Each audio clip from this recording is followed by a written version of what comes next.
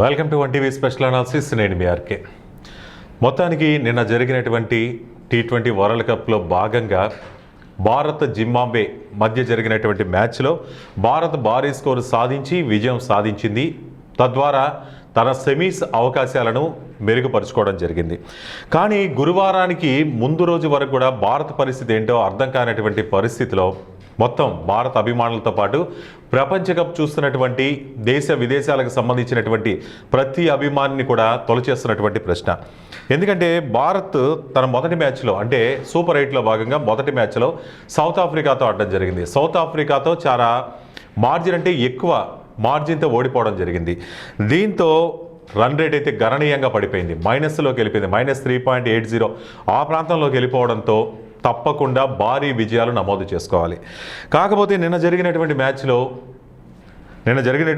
అంటే నిన్న మధ్యాహ్నం వరకు కూడా భారత పరిస్థితి ఏంటి అనేటటువంటిది తెలియనటువంటి పరిస్థితి.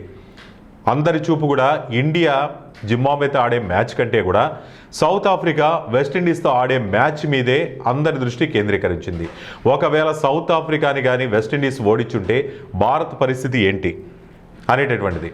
ఎందుకంటే సౌత్ ఆఫ్రికా ఒక అడుగు ముందుకేస్తుంది, 2 విజయాలు సాధిస్తుంది.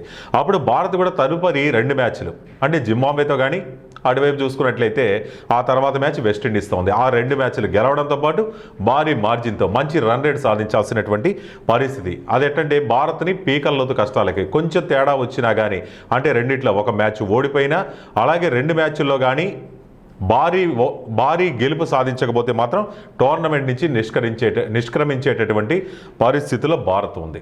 మరి ఆ సమయంలో సౌత్ ఆఫ్రికా నిజంగా భారత్ ఆశలకి జీవం పోసిందనే చెప్పాలి. వెస్టిండీస్పై సులభంగా కేవలం 1 వికెట్ మాత్రమే కోల్పోయి 177 పరుగులు సాధించి భారత్కి అయితే ఈజీగా అంటే సూపర్ 8కి నుంచి సెమీస్కి వెళ్ళేటటువంటి అవకాశాలని చాలా తేలిగ్గా అందించిందనే చెప్పాలి. ఎందుకంటే జింబాబ్వే మీద ఎలాగో గెలుస్తారు అనేటటువంటి ధీమా ఉంది. కానీ ఆ తర్వాత ఉన్నది వెస్టిండీస్ టీము. ఒకవేళ భారత్ కానీ ఒక్క మ్యాచ్లో ఓటమి పాలైనా కానీ భారత్ ఇంటిదారి పట్టాల్సిందే. ఒకవేళ ఇంతకుముందు మనం చూసినట్లయితే అసలు ప్రపంచ క్రికెట్లో భారత్ ఎప్పుడైనా కానీ లీగ్ దశలో నిష్క్రమించినా సూపర్ 8 దశలో నిష్క్రమించినా కానీ ప్రారంభ దశల్లో ఎప్పుడైనా నిష్క్రమించినా కానీ ప్రపంచ దేశాల్లో ఎక్కడైతే ఆతిథ్యం ఇస్తుందో దేశం ఆ దేశాల్లో మాత్రం చాలా వరకు నష్టాన్ని చవిచూడాల్సి వచ్చేది. అది టోర్నమెంట్ మొత్తంపై కూడా ఈ ప్రభావం కనపడుతుంది. అంటే ఆ టోర్నమెంట్కి ఉన్నటువంటి కళ తప్పిపోతుంది, ఆర్థికంగా కూడా చాలా దెబ్బతినే పరిస్థితి. కాబట్టి టోర్నీ నిర్వాహకులు కూడా భారత్ ఈ టోర్నమెంట్లో నిలవాలి అనేటటువంటిది అయితే గట్టిగా కోరుకున్నారు. కానీ ఇక్కడ జరిగింది ఏంటంటే సౌత్ ఆఫ్రికా వెస్టిండీస్ని ఓడించడం జరిగింది. చాలా సులువుగా ఓడించింది, భారీ మార్జిన్తో ఓడించింది. కానీ ఇప్పుడు జింబాబ్వే మీద భారీ మార్జిన్తో ఆ తర్వాత ఓడించాల్సినటువంటి అవసరం లేకుండా పోయింది. కేవలం గెలుపులు మాత్రమే పరిగణలోకి తీసుకోవాల్సినటువంటి పరిస్థితి. ఇంతకుముందు కూడా చూసాం మనం 2007 వరల్డ్ కప్లో బంగ్లాదేశ్పై ఓటమితో భారత్ ప్రభావం అయితే ఆ టోర్నమెంట్ మొత్తం మీద పడింది. చాలా డిజాస్టర్గా నిలిచింది. ఆ టోర్నమెంట్ మొత్తం భారత్ లీగ్ దశలో వచ్చింది. అప్పుడు ఆ టోర్నీ నిర్వాహకులు కూడా చాలా నష్టాలు కూడగట్టుకున్నారు. ఇప్పుడు భారత్ కూడా ఈ టోర్నమెంట్లో కానీ ఇప్పుడు ఇండియా కానీ శ్రీలంక ఇవన్నీ కూడా కలిసి సంయుక్తంగా ఈ టోర్నమెంట్ నిర్వహణ చేస్తున్నాయి. దీనిపై కూడా ఈ ప్రభావం పడే అవకాశం ఉన్నింది. భారత్పై ఇప్పటికే ప్రపంచ దేశాల్లో అంటే క్రికెట్కి పుట్టినటువంటి ఇంగ్లాండ్ కానీ ఆస్ట్రేలియా కానీ ఎక్కువ ఆదరణ ఉన్నటువంటి దేశాలు ఇప్పటికే తమ అక్కసు ఉండేది. అంటే భారత్ ఐసీసీపై పెత్తనం చెలాయిస్తుంది, ఐసీసీ కూడా భారత్కి వంత పలుకుతుంది, ఇటువంటివన్నీ ఉండేది. అంటే భారత్ లేకపోతే ప్రపంచ క్రికెటే లేదా అనేటటువంటిది. అది పక్కన పెడితే ఇప్పుడు భారత్ లేని ఈ టోర్నమెంట్ వల్ల అయితే ఆదాయం కోల్పోతుంది. అలాగే భారత్ని విపరీతంగా ప్రేమించేటటువంటి అంటే మన జాతీయ క్రీడ హాకీ అయినా కానీ క్రికెట్కు ఉన్నటువంటి ఆదరణ ఎంత అనేది మనకు తెలుసు.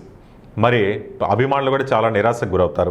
సో ఈ విధంగా ఉండేది పరిస్థితి. సో ఇది ఇలా ఉంటే అసలు భారత్ ప్రపంచ కప్లో ఈ T20 ప్రపంచ కప్లో భారత విజయ అవకాశాలు ఏంటి?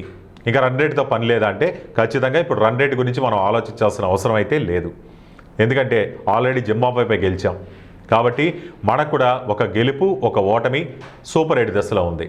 నెక్స్ట్ మనం టార్గెట్ ఏంటంటే వెస్టిండీస్ని కొట్టాలి.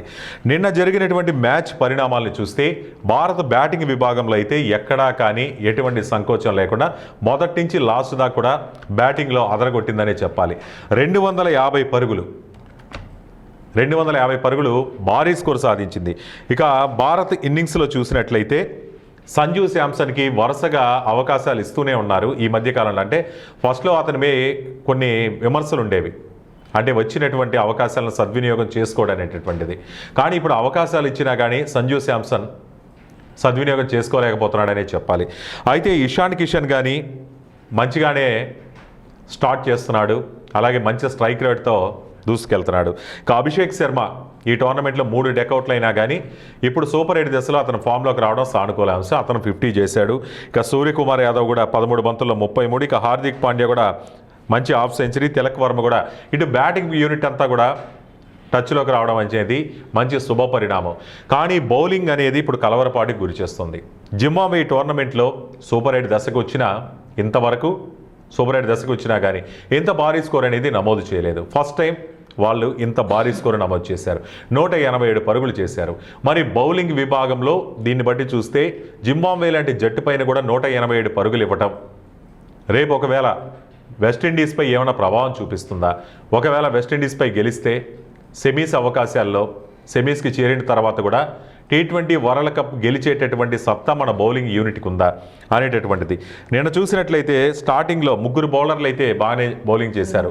హార్దిక్ పాండ్యా కానీ, బుమ్రా కానీ, హర్షదీప్ కానీ మిగతా 5 మంది బౌలర్లు ఎంచుకుంటే మిగతా బౌలర్లు ధారాళంగా పరుగులు ఇచ్చారు. శివం దూబే నమ్ముకుంటే 2 ఓవర్లో 46 పరుగులు ఇచ్చి తీవ్రంగా నిరాశపరిచారు. మరి వీళ్ళ పరిస్థితి ఏంటి? ఇలాగే కొనసాగితే మాత్రం బౌలింగ్ యూనిటే కాస్త కలవరపరుస్తుంది. ఇలాగే కొనసాగితే మాత్రం సెమీస్ ఫైనల్ విషయం పక్కన పెడితే కనీసం సూపర్ 8 గండమైనా దాటే అవకాశాలు అయితే లేకపోలేదు.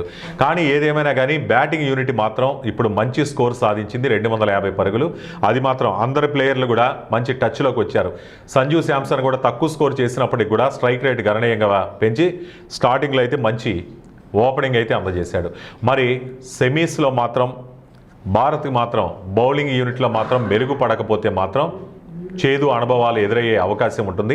మరోసారి అయితే T20 వరల్డ్ కప్ గెలిచేటటువంటి అవకాశాలను అయితే చాలా సులువుగా ప్రత్యర్థి చేతికిచ్చి ఇంటిదారి పట్టే అవకాశాలు అయితే ఉన్నాయి.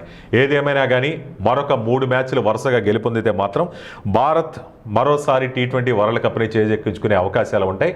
బౌలింగ్ యూనిట్లో మాత్రం భారత్ బలంగా మారాల్సినటువంటి అవసరం అయితే ఉంటుంది. సో ఇది ఇవాల్టి స్పెషల్ అనాలిసిస్. మరో అనాలిసిస్లో కలుద్దాం.